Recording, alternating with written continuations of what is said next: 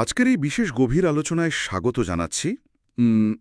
আজ আমরা এমন একজন মানুষের এমন একজন বিজ্ঞানীর নথিপত্র আর জীবনী নিয়ে ঘাটাঘাটি করছি, যার ল্যাবরেটরির নোটবুকগুলো আধুনিক ওয়াইফাই প্রযুক্তি থেকে শুরু করে প্ল্যান্ট নিউরোবায়োলজির একদম প্রাথমিক ভিত্তি গড়ে দিয়েছিল। হ্যাঁ, এবং সবচেয়ে বড় কথা হলো আমরা কথা বলছি উপমহাদেশের অন্যতম শ্রেষ্ঠ আর বহুমুখী প্রতিভার অধিকারী বিজ্ঞানী স্যার জগদীশ চন্দ্র বসু সম্পর্কে। ঠিক, আমাদের আজকের এই আলোচনার মূল উৎস হিসেবে থাকছে বেশ কিছু ঐতিহাসিক জীবনী, তারপর উইকিপিডিয়া আর্টিকেল আর চমৎকার কিছু বিজ্ঞান বিষয়ক ডকুমেন্টারির প্রতিলিপি।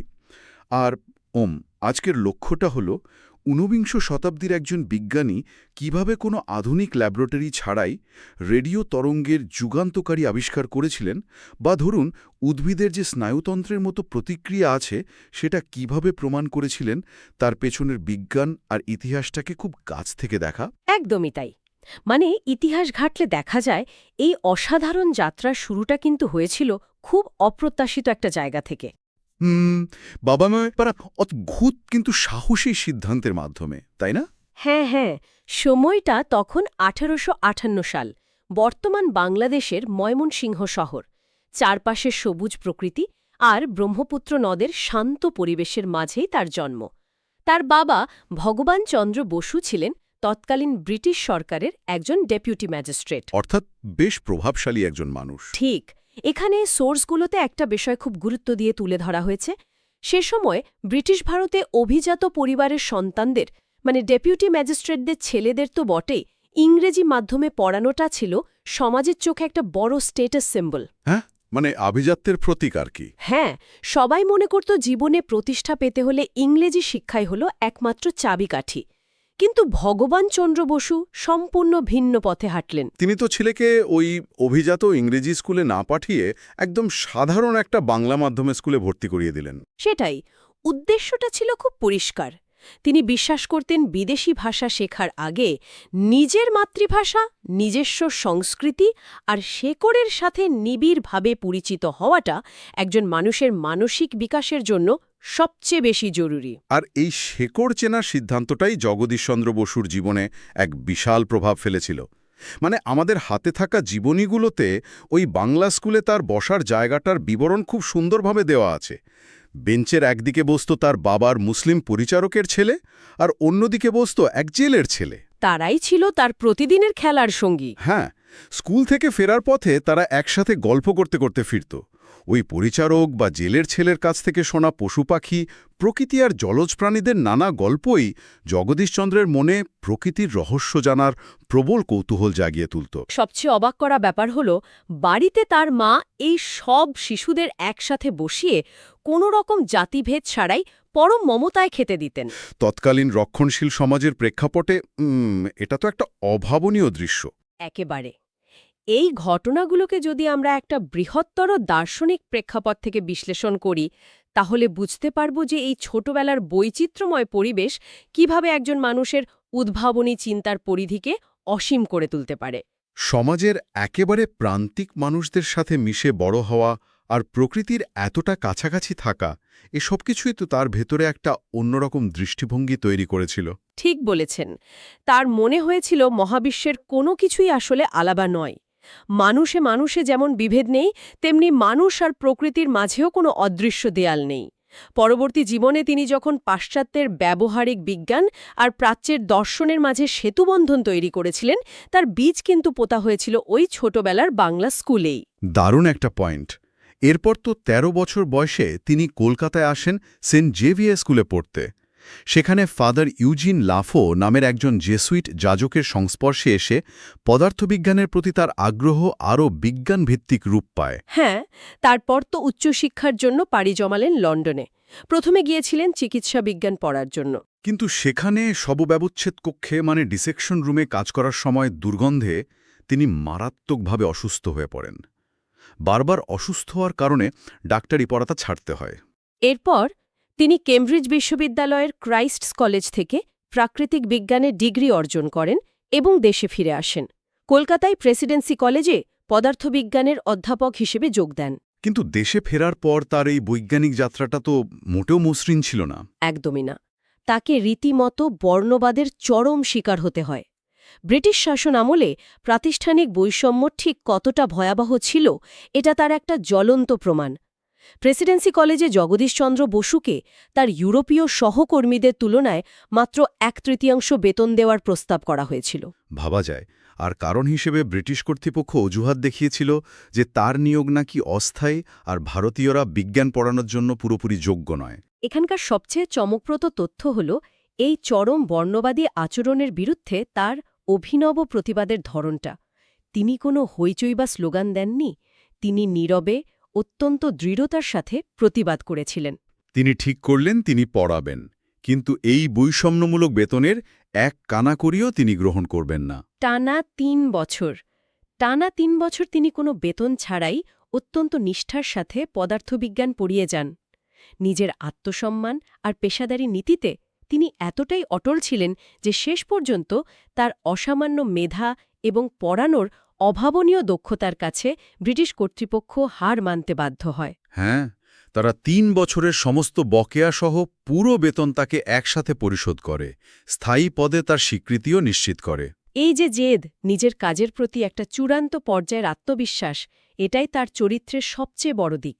আর এই একই জেদ আমরা দেখতে পাই তার গবেষণার ক্ষেত্রেও। প্রেসিডেন্সি কলেজে গবেষণার জন্য কোনো আধুনিক ল্যাবরেটরি বা পর্যাপ্ত যন্ত্রপাতি তাকে দেওয়া হয়নি। একজন পদার্থবিজ্ঞানীর জন্য ল্যাবরেটরি ছাড়া কাজ করাটা প্রায় অসম্ভব একটা ব্যাপার। কিন্তু তিনি দমে যাননি।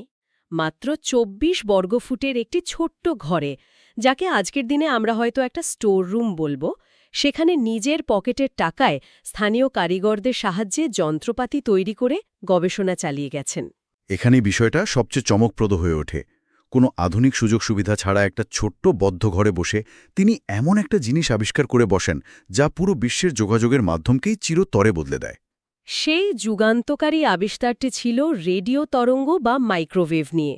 1894 সালের দিকে তিনি এই তরঙ্গ নিয়ে গবেষণা শুরু করেন। সেই সময়ে হাইনরিখ হার্টজ বা অন্যান্য বিজ্ঞানীরা রেডিও তরঙ্গ নিয়ে কাজ করছিলেন ঠিকই, কিন্তু তারা যে তরঙ্গগুলো ব্যবহার করতেন সেগুলো ছিল আকারে অনেক বড়, প্রায় কয়েক মিটার লম্বা। হ্যাঁ, লম্বা তরঙ্গের সমস্যা হলো এগুলো নিয়ে ল্যাবরেটরিতে কাজ করা খুব কঠিন, আর এগুলো যে কোনো বাধা পেলেই ছড়িয়ে পড়ে। জগদীশচন্দ্র বসু বুঝতে পেরেছিলেন যে এই তরঙ্গকে যদি নিখুঁতভাবে নিয়ন্ত্রণ করতে হয় তবে এর আকার ছোট করতে হবে। তিনি তার নিজের তৈরি যন্ত্রপাতির সাহায্যে তরঙ্গ দৈর্ঘ্য কমিয়ে একদম মিলিমিটার পর্যায়ে নিয়ে আসেন।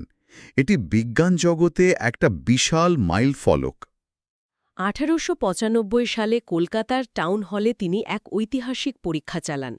তিনি 60 গিগাহার্জের মিলিমিটার তরঙ্গ ব্যবহার করে মাঝখানের দেওয়াল এবং তৎকালীন লেফটেন্যান্ট গভর্নর স্যার উইলিয়াম ম্যাকেনজির শরীরের ভেতর দিয়ে তরঙ্গ পাঠান।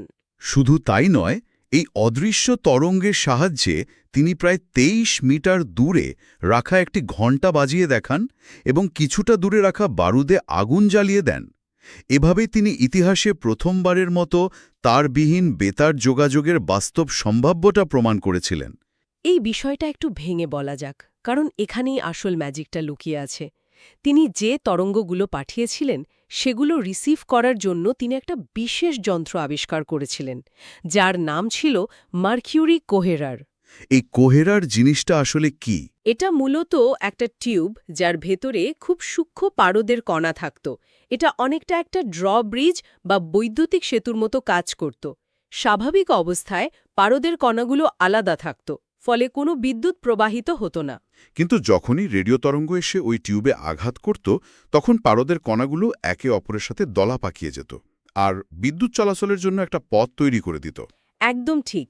সংকেতটা ধরা হয়ে গেলে একটা ছোট হাতুড়ির মতো অংশ টিউবটায় টোকা দিয়ে কণাগুলোকে আবার আলাদা করে দিত, যাতে পরের সংকেতটা ধরা যায়। আজকের দিনে আমাদের মোবাইল ফোন বা কম্পিউটারে যে সলিড স্টেট ডায়োড ব্যবহার করা হয়, এই মার্কিউরি কোহেরার ছিল তারই একদম আদিরূপ। রেডিও তরঙ্গের এই রিসিভার আবিষ্কারের সাথে জড়িয়ে আছে বিজ্ঞানের ইতিহাসের অন্যতম বড় একটা বিতর্ক। ইটালিয়ান বিজ্ঞানী গুগলিয়েলমো মার্কোনিকে সারা বিশ্ব রেডিওর আবিষ্কারক হিসেবে চেনে। হ্যাঁ, মার্কনি 1901 সালে যে বিখ্যাত ট্রান্স আটলান্টিক রেডিও সংকেত পাঠিয়েছিলেন, ইতিহাস আর আমাদের হাতে থাকা উৎসগুলো ঘাটলে দেখা যায় সেখানে জগদীশচন্দ্র বসুর তৈরি করা ওই কোহেরারেরই একটি সামান্য পরিবর্তিত রূপ ব্যবহার করা হয়েছিল। আমাদের সোর্সগুলোতে এটিকে ইটালিয়ান নেভি কোহেরার স্ক্যান্ডাল নামে উল্লেখ করা হয়েছে। মার্কনের বাল্যবন্ধু লুইজি সোলারি জগদীশচন্দ্র বসুর এই কোহেরারের নকশাটি সামান্য পরিবর্তন করে ইতালীয় নৌবাহিনীর কাছে উপস্থাপন করেছিলেন। এবং পরে মার্কনি সেটি তার ঐতিহাসিক পরীক্ষায় ব্যবহার করেন। কিন্তু মার্কনি কখনোই জগদীশচন্দ্র বসুর এই আবিষ্কারের কোনো আনুষ্ঠানিক স্বীকৃতি দেননি, উল্টো তিনি এটার পেটেন্ট নিয়ে এক ধরনের ধোঁয়াশা তৈরি করেছিলেন। এটা সত্যি হতাশাজনক যে কিভাবে বাণিজ্যিকীকরণের কাছে একজন প্রকৃত বিজ্ঞানের কৃতিত্ব ঢাকা পড়ে গিয়েছিল। কিন্তু এখানে জগদীশচন্দ্র বসুর নিজের মানসিকতার দিকটা আমাদের বুঝতে হবে। তার এই পেটেন্ট বা বৈজ্ঞানিক আবিষ্কার থেকে বাণিজ্যিক লাভ করার প্রতি তীব্র অনীহা ছিল। তিনি গভীরভাবে বিশ্বাস করতেন যে জ্ঞান বা বিজ্ঞান কারও ব্যক্তিগত সম্পত্তি হতে পারে না। তিনি চাইতেন তার আবিষ্কার সবার জন্য সম্পূর্ণ উন্মুক্ত থাকুক, যাতে পৃথিবীর যে কোনো প্রান্তের বিজ্ঞানীরা তার কাজকে ভিত্তি করে বিজ্ঞানকে আরও এগিয়ে নিয়ে যেতে পারেন। সিস্টার নিবেদিতা আর অন্যান্য বন্ধুদের অনেক চাপে পড়ে একবার তিনি আমেরিকায় একটি পেটেন্ট নিলেও তিনি কখনোই সেটা থেকে আর্থিকভাবে লাভবান হওয়ার কোনো চেষ্টা করেননি।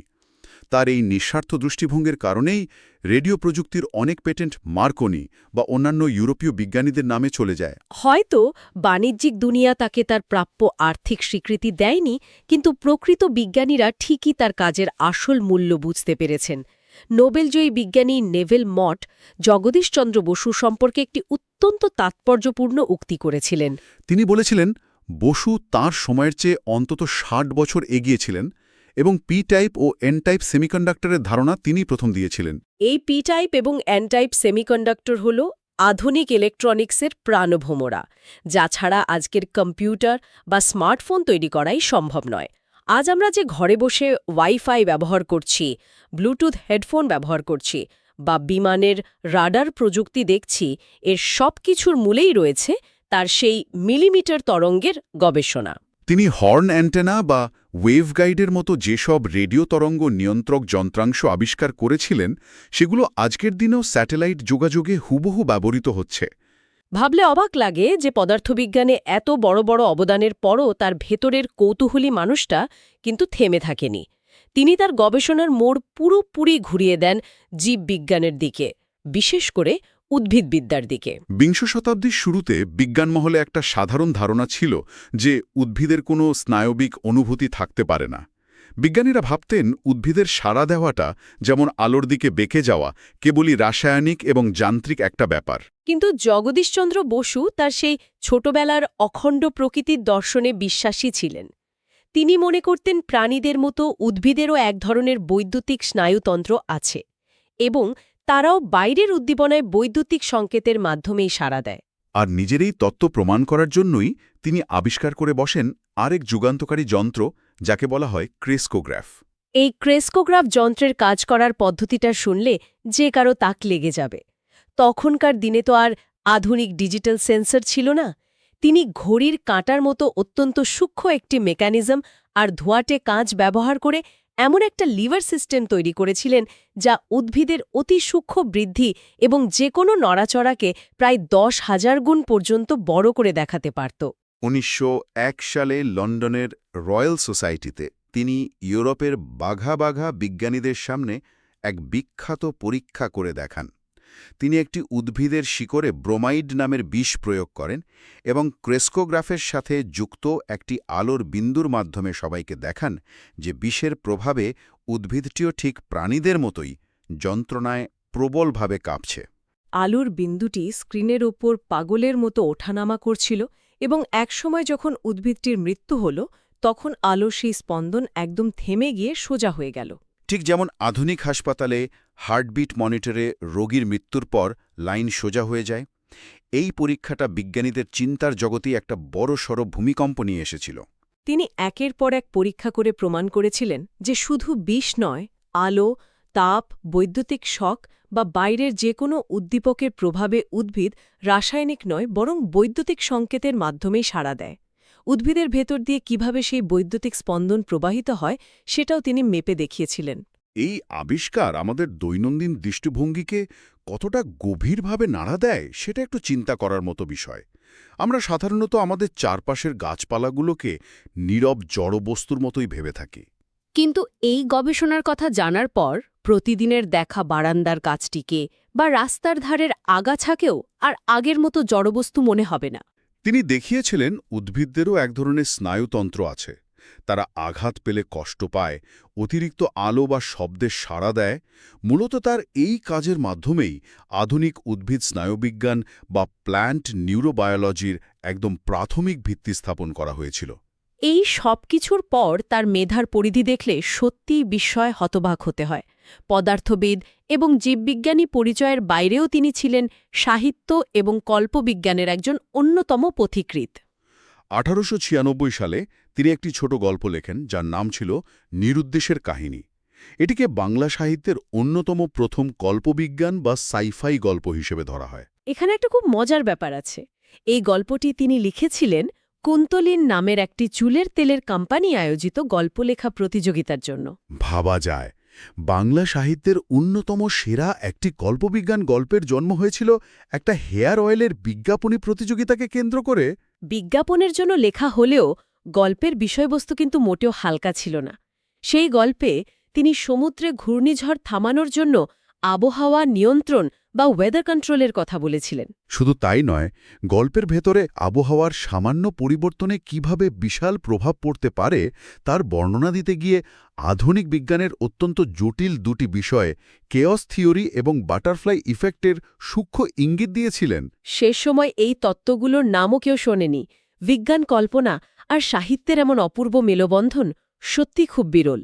তার এই বহুমুখী প্রতিভার পেছনে কাজ করত তার নিজস্ব একটা দর্শন। তিনি প্রাচ্যের প্রাচীন উপনিষদের দর্শনের সাথে পাশ্চাত্যের ব্যবহারিক বিজ্ঞানকে এক সুতোয় গেঁথেছিলেন। উপনিষদে বলা আছে সর্বপ্রাণীর আন্তঃসংযোগ বা মহাবিশ্বের সব কিছুর একতার কথা। তিনি গভীরভাবে মনে করতেন মহাবিশ্বের সব কিছুই একে অপরের সাথে যুক্ত, আর বিজ্ঞান হল সেই অখণ্ড সত্যকে উদ্ঘাটন করার একটি ব্যবহারিক পথ মাত্র। আর তার এই অখণ্ড দর্শনের সবচেয়ে বড় এবং বাস্তব প্রমাণ হল কলকাতায় প্রতিষ্ঠিত বসু বিজ্ঞান মন্দির বা বোস ইনস্টিটিউট। 1917 সালে তার 60তম জন্মদিনে তিনি এই প্রতিষ্ঠানটি গড়ে তোলেন। এই বসু বিজ্ঞান মন্দির প্রতিষ্ঠার পেছনের গল্পটাও খুব চমৎকার। তিনি একে নিছক কোনো সাধারণ ল্যাবরেটরি বা গবেষণাগার বলতে একদমই রাজি ছিলেন না। তিনি একে সমগ্র ভারতীয় জাতির উদ্দেশ্যে একটি বিজ্ঞান চর্চার মন্দির হিসেবে উৎসর্গ করেছিলেন। এর উদ্বোধনী ভাষণে তিনি অত্যন্ত আবেগের সাথে বলেছিলেন যে এটা শুধু গবেষণাগার নয়, এটা একটা মন্দির যেখানে মানুষ সত্যের সন্ধান করবে। এখানে কোনো নির্দিষ্ট বিষয়ের গণ্ডি থাকবে না। পদার্থবিদ্যা, রসায়ন, উদ্ভিদবিদ্যা সব শাখার বিজ্ঞানীরা একসাথে কাজ করবে। তার এই স্বপ্ন পূরণে রবীন্দ্রনাথ ঠাকুরের মতো ঘনিষ্ঠ বন্ধুরাও তাকে আর্থিকভাবে এবং মানসিকভাবে দারুণ সাহায্য করেছিলেন। রবীন্দ্রনাথ তার কাজের দ্বারা এতটাই প্রভাবিত ছিলেন যে জগদীশচন্দ্র বসুকে নিয়ে একাধিক কবিতাও লিখেছিলেন।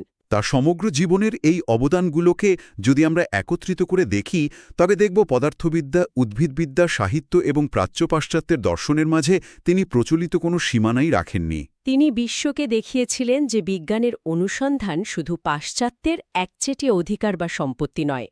প্রাচ্যের দর্শন আর সংস্কৃতিও এই বৈজ্ঞানিক অনুসন্ধানকে আরও অনেক বেশি মানবিক এবং সমৃদ্ধ করতে পারে।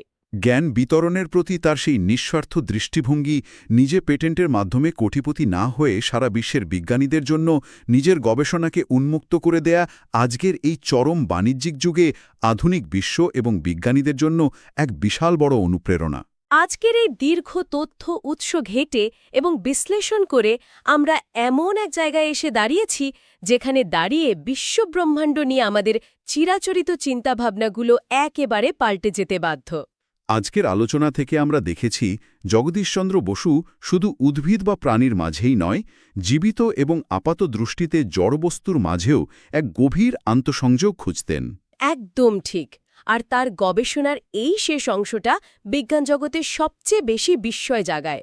তিনি তার পরীক্ষাগারে অত্যন্ত নিখুঁত পরীক্ষা করে দেখিয়েছিলেন যে শুধু প্রাণী বা উদ্ভিদ নয়, কাঁচি বা বিভিন্ন যন্ত্রপাতির মতো ধাতব বস্তু বা জড় পদার্থ একটানা ব্যবহার করলে মানুষের পেশির মতোই ক্লান্তি বা মেটাল ফ্যাটিক বোধ করে।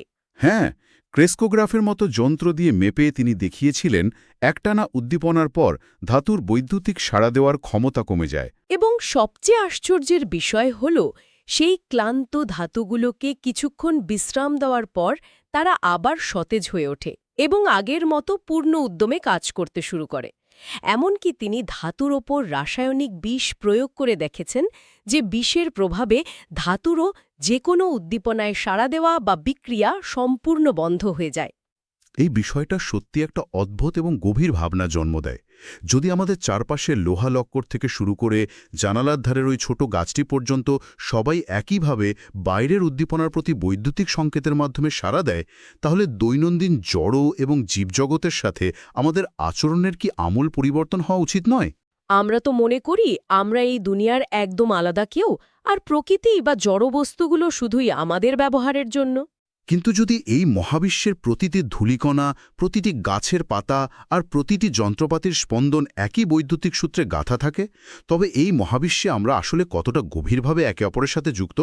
আমাদের চারপাশে থাকা প্রতিটি বস্তুর সাথে কি আমাদের কোনো না কোনো নীরব কথোপকথন চলছে? এই বিশাল আর অসীম আন্তঃসংযোগের বিষয়টা আধুনিক যুগে আমাদের নিজেদের অস্তিত্বকেই নতুন করে ভাবতে বাধ্য করে। একদমই তাই। এই গভীর চিন্তার খোরাকটি রেখেই আজকের এই তথ্যবহুল আলোচনা আমরা এখানেই শেষ করছি।